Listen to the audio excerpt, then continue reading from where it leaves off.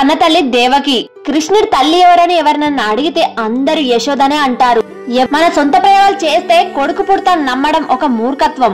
ప్రస్తుతం ఉన్న busy life స్టైల్లో పిల్లలు పుట్టడమే కష్టమైంది. ఆరోగ్యమైన పిల్లల్ని కనడానికి బయట చాలా మంది లక్షలు ఖర్చు పెడుతున్నారు. అలాంటిది ఆరోగ్యంగా 2 ఆడపిల్లలు పుడితే వచ్చే నష్టమేంటో. కొంతమంది సంపాదన తక్కువైనా సరే కొడుకు కోసం పిల్లల్ని కంటూనే ఉంటారు. ఇలాంటి ఒక తప్పు వల్ల ఒక తల్లి 3 పిల్లలకు దూరమైంది. ఆ తండ్రి ఏం చేసినా తల్లిలోని నోటును ఆ పసిపిల్లలకు భర్తీ చేయలేడు. దయచేసి పిల్లల్ని కనాలనుకుంటే ముందు ఆడవాళ్లను ఆరోగ్యంగా చూసుకోండి. ప్రస్తుతం ఉన్న రోజుల్లో 1 లేదా 2 పిల్లలు చాలు. అది ఆడ అయినా మగ అయినా సరే. మగ పిల్లలు కావాలి అనుకుంటే బయట చాలా మంది అనాథలున్నారు. మన హిందూ పురాణాలు కూడా కన్న ప్రేమ కన్నా పెంచిన ప్రేమ చాలా గొప్పదని చెప్తున్నాయి. కృష్ణుడి కన్నతల్లి దేవకి. కృష్ణుడి తల్లి ఎవరని ఎవరినన్నా అడిగితే అందరూ యశోదనే అంటారు. ఎవరిని బాధ పెట్టాలని నా ఉద్దేశం కాదు.